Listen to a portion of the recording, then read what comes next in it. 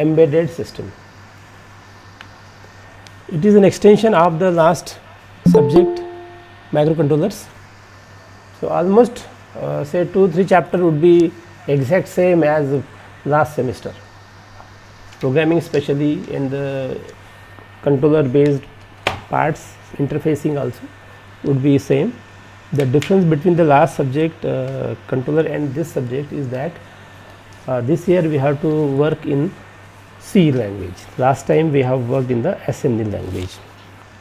So last time we have seen microcontrollers and you know what are the applications of microcontrollers. Last time our session was started with the application of the microcontrollers. Here you can see a diagram showing various gadgets, various electronic applications, equipments from dishwasher to mobile phone, your laptop, the AC, lights and irons and refrigerator, toaster, washing machine, and there is an unending list of applications where you can see mobile phones is again there, cameras are there, camcorders, VCRs, various medical instruments. Here you can see the smartwatch, robotics, drones, aeroplane cockpit, where there is a lot of electronic equipments, measuring instruments. Here you can see CT scan or MRI going on, satellite communication, military. So everywhere the instrument nowadays are microcontroller based.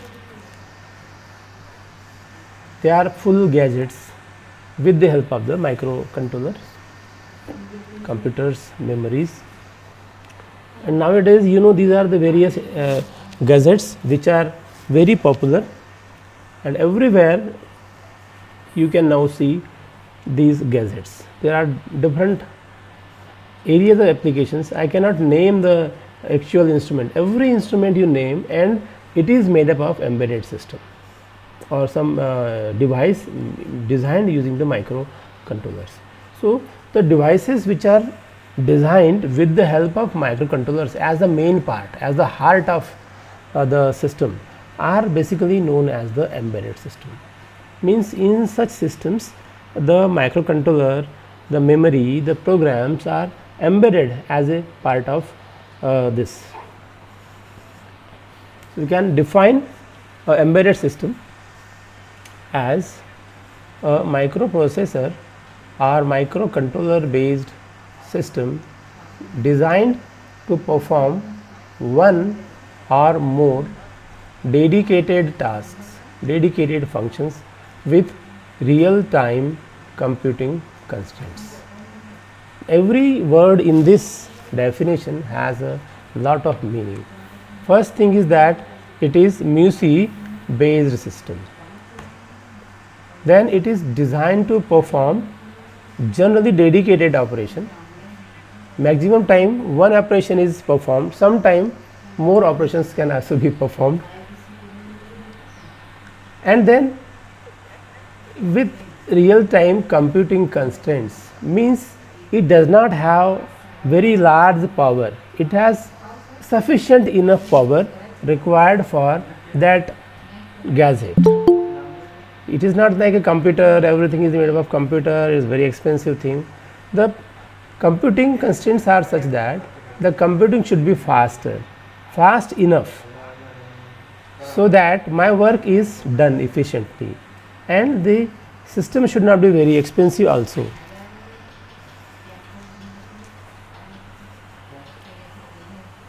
So the embedded system is a combination of hardware and software. Hardware is any electronic thing, some mechanical there inside, but software is must. In the embedded system, software is must. So software is must means what? Software is stored in some memory. It is processed by a MUSI, and it is programmed with some code, maybe a hex code or maybe a C code, C++ or any other code. So embedded system would be having a hardware and a software. So now you can see in the market, you see your nearby places. You can see everything is having some hardware and some software, and such gadgets are on rise nowadays. You use ATM, you use mobile phones, you have TV, you have remote controller. So every device is made up of embedded system nowadays. Another definition, so it is an electronic system that has a computer software embedded in the computer hardware. It is a electronic system. We will not talk about the mechanical system, you can say electronic system with software. But now see, there is no such electronic system which is meant only for electronic engineering. Everything is designed for common man. It has got some system inside and packed with some mechanical system, some mechanism is there. Inside there is a electronic system. So it is a electromechanical system, you can say, and inside there is a computer type of arrangement, not exact computer but computer like arrangement. We say computer like, say computer like, because it has got some MUSI, some memory. So it is like a computer, because computer has got a MUSI and memory and it can process. So it is, you can say that there is some type of computer sitting inside this embedded system. So you know, in your mobile phones there is a processing, there is a processor, it is working like a computer. So the hardware platform is generally a microcontroller or processor in which the program is dumped, right. In the embedded system means any such gadgets we have seen just now. So they have got some processor, in that processor some code is dumped, means code is programmed there. The hardware has its own software. So any device which is smart would be having its own software. For example, your smartphone, the name indicates it's smart. Maybe not be smart, but maybe it be a say feature phone, small simple phone. It is again having a hardware, it has a software, right. Software can be either the machine code, whatever you have studied last time is the machine code, right, in the assembly language, or any other programming code, maybe in C, maybe in C++. This time we are going to see the C language, how it is used with the embedded system. For example, you can say 8051. I mean, we have already studied this controller 8051, and then using the 8051 we will make a number of other applications, and they would be used by common man for various purposes. The purpose can be in any area, maybe office automation, maybe military application, maybe medicine, maybe consumer electronics, maybe a communication area. So everywhere then it would be used.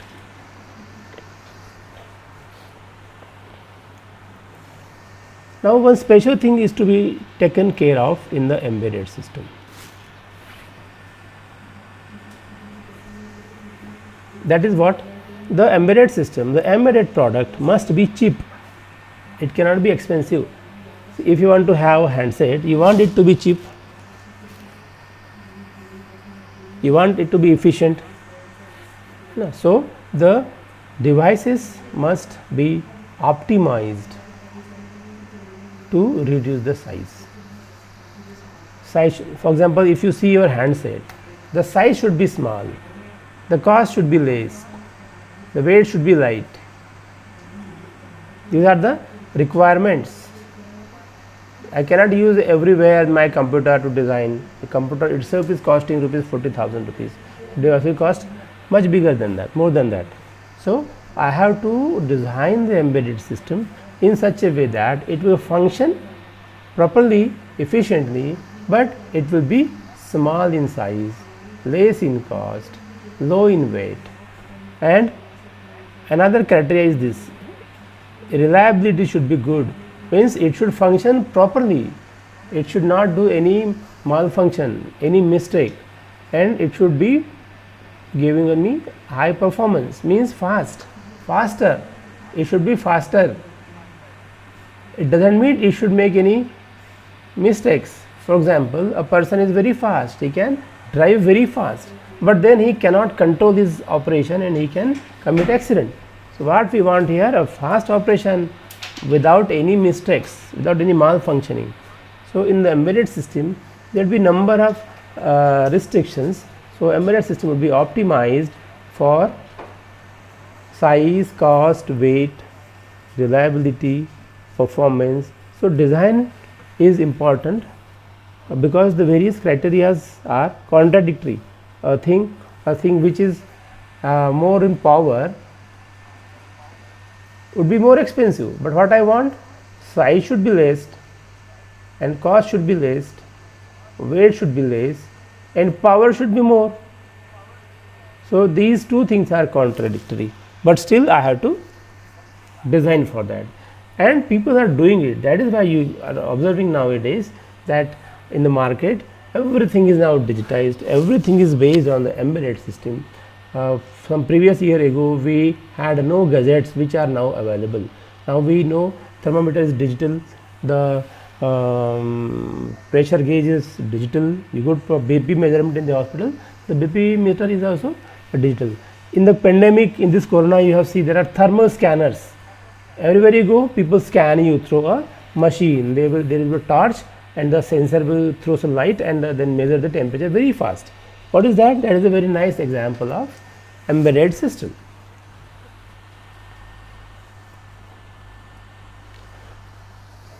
So due to the compact size, low cost, simple design aspect, embedded systems are very popular nowadays. They have encroached the human lives. So they are now very common, indispensable. So what are the application areas we have seen already, but once again, in the biomedical instrumentation, in the medicine, ECG recorder, blood cell recorder, patient monitor system, in communications, in the pathology also, in the pathology, you go, there is one instrument, you just give a sample of blood and it can do around 20 tests within a fraction of second. So such is the magic of the embedded system nowadays in the biomedical instrumentation. Then in the communication system, you already know, pagers now they are outdated, they are only the messaging system, but cellular phones, your mobile phones, cable TV terminals, fax, transceivers, video games and so on. There is no limit on the communication system. Everything is now based on the embedded system.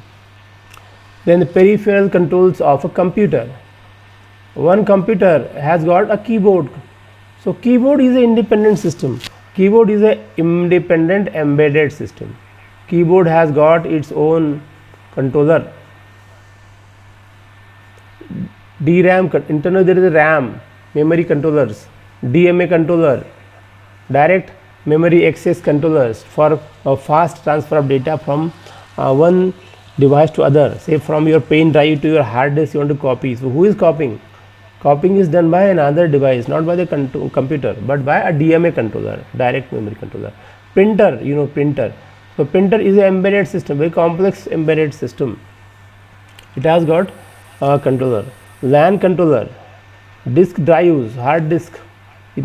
These are all independent embedded systems as a part of computer. So you see, one computer means it has got around 8 to 10 embedded systems inside. It is a combination of many embedded systems. Next, industrial instrumentation. Process controller. This time you have got a subject, industrial automation. So there you will see number of automation devices, PLCs. They are again the embedded system. Motor controllers, robotic systems. Robot is a very nice example of embedded system. You know about that Sophia, humanoid. There are variety of robots available in the market nowadays. So they are all embedded systems. CNC machines controller, closed loop engine controller. Engines are used in the automobiles. Automobiles means cars and trucks and bikes. They are all based on the embedded system. All the controls there are based on the embedded system. Moisture recorder cum controller. So industry has got a lot of embedded system devices. Scientific, you have got a digital storage system, data storage system. Even the digital storage device, that is digital scope, DSO, that you study since long, that is nothing but an example of very good embedded system. The function generator is the embedded system. CRT, CRO, CRT in TV also, it is an embedded system. Spectrum analyzer, these are the various instruments that you study as a part of your education. For scientific measurement they are used. So they are all the embedded system. So you say from home to military to space, everywhere the embedded systems are there. When consumer electronics, at home we have got TV, is a consumer device. Household applications, washing machines, mixer, freeze, home automation. Nowadays we have got a lot of home automation, you know, Alexa, Google Home. There are a number of home automation products nowadays. So they are all controlled. IoT, we are now getting IoT in Internet of Things. So this is, things means what? Things means embedded things and connected to the internet. So when the embedded system plus internet combined together, then it gives rise to a lot of a new area of applications. So you will see that afterwards in the next semester. But anyway, so we have got a lot of devices that are using the embedded system. There is no limit. You just name any device nowadays and the embedded system is there. It is an embedded system. Okay. So why these embedded systems are so popular?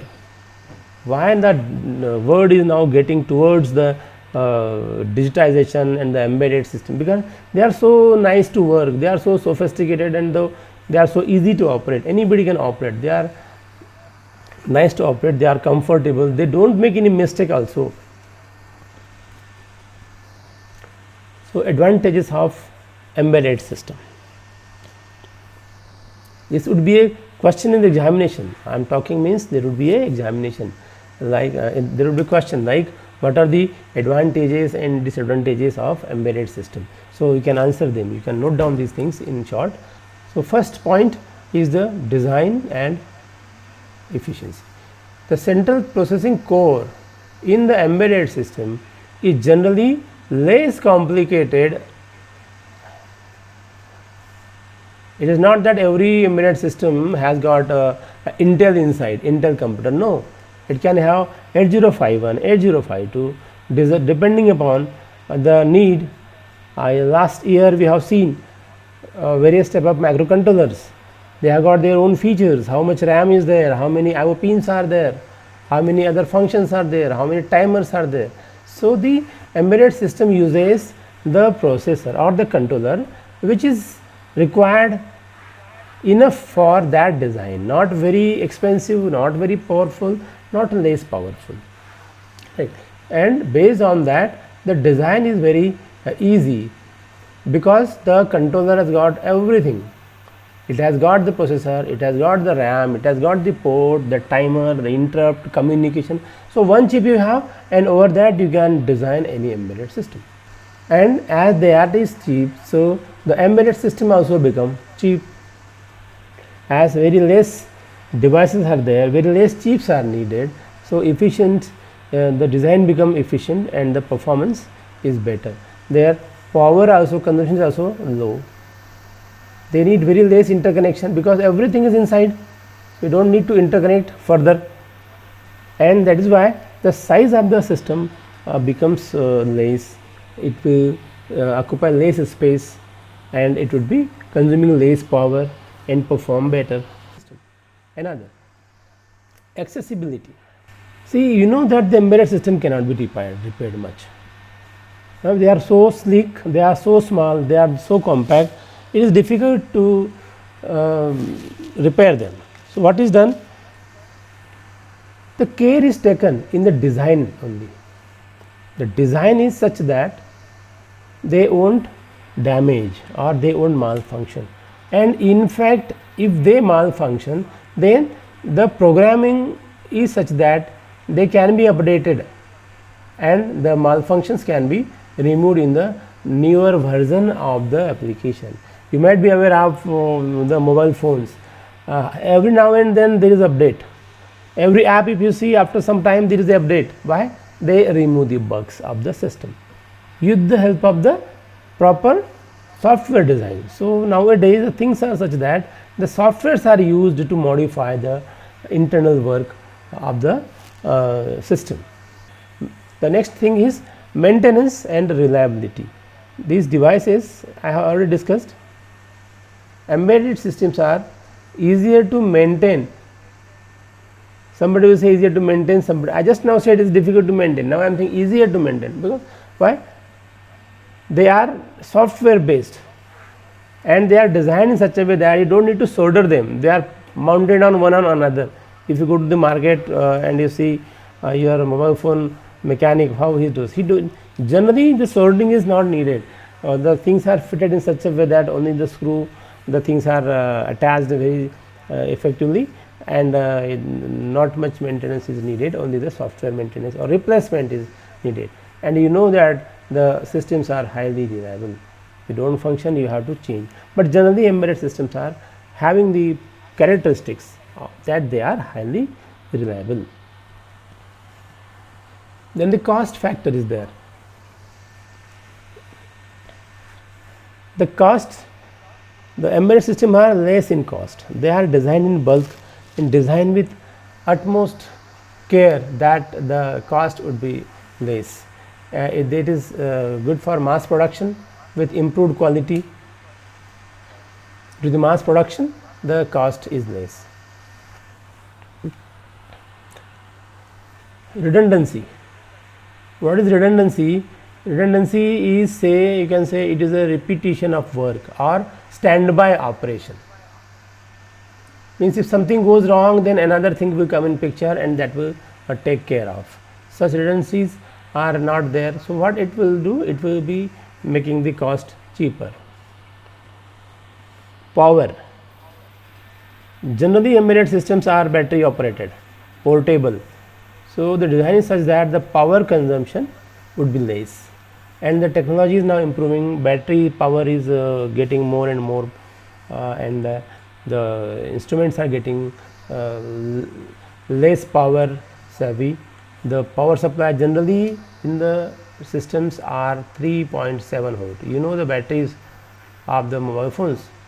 Every time I will compare with the mobile phones, because mobile phone is the most common and most used embedded system by the students. So the battery power is very less and the devices are efficient, so they consume less power, and it uses the optimized use of system resource. The design is such that it is made very optimal, means for the given application the only required things are added there, so that the cost would be reduced. Now there are certain disadvantages. Everything which has got some applications has got some disadvantages. So embedded systems are not different, they also got some disadvantages. Once the system is, see, in the definition we have seen, it is a dedicated, this is a system designed for dedicated applications. So if after some time the application is changed, you have to change the system. The systems are not made for much modifications. Up to certain extent they can be modified, their software can be updated, but hardware cannot be updated because they are designed in such a nice way, such a packed way, such a small design that there is no chance of adding more things. Mechanical systems are there, you can solder there, you can do a welding, and you can have cut somewhere and you can attach something. But if you see a mobile phone, what you can add there inside? It is so packed, so small, so sleek. So hardware cannot be changed after. Some modification can be made. Say you want to add some more extra RAM, so you can do that. There is expansion capacity which is already defined during the design of the handset. You cannot expand more than that. If you want more than that, then you have to change the system only. So that's why after a certain time you need to change your handset. It cannot go for years together. Once the system is deployed, means finalized, finally designed, then it is difficult to change the configuration. Both hardware and software cannot be changed. Software can be changed up to some extent, but not much. So remote update of the software is possibly provided up to some extent, but not much. So next, issue of scalability. Increase the capacity twice or thrice. So this is not possible in the embedded system. They are optimally designed for the current application. So if your application is expanded too much, then you cannot use the same system. You have to have another version. It is difficult to change the configuration. An embedded system cannot be easily scaled up as demand or scope changes. So when you want to purchase a system, you have to think of next few years. What would be the need? If you feel that your need will increase, so better you purchase a handset of higher version, say a better camera, a higher memory, so that the new application coming in would be able to upload, say install in your handset. Limitation of hardware. The system is designed in an optimal fashion at the initial stage. That's why then after some time you cannot change it. With the limited memory and computing capability in the most embedded system, there is always a limitation or a upper limit on software design or upgrades. So we have to be aware of the memory and speed. That's why when you purchase any handset, as an example, you go to market, what do you ask? How much is the RAM? How much is the speed? What is the processor? Right. So once you know, say Dragon 845 RAM is suppose 16 GB and other internal memory is say 128 GB, so it is better, right? So you think of this parameter before purchase, but as you increase the RAM size or the processor type, what happens? The cost increases. So you have to make a trade-off between the money you are paying and the processor or the memory you want to purchase. So we have seen our various gadgets, embedded systems available in the market. There is a variety of embedded systems, from small thermometer to aviation, see to the aerospace. We have got every device is made up of embedded system. Then we have seen the definition of embedded system. So we have seen definition, microprocessor or controller based system designed to perform one or more dedicated function with the real time computing constraint. It is a combination of hardware and software. Inside that there is a program, maybe some C code or hex code, and the designs are optimized so that the size is reduced, cost is less, weight is less. Weight is less and I can carry in my pocket also. Nowadays the embedded systems are wearable. I can wear on my shirt. My shirt may be embedded system. There can be a sensor on my shirt and my shirt color will be changed automatically after some time. Forget about the shirt. Now wearable has gone more ahead. The embedded system can be within my body also. Some pacemaker or some medical instruments can be inside the body and they are controlling your body function. That is the limit the embedded system have gone so far till now. They are very popular.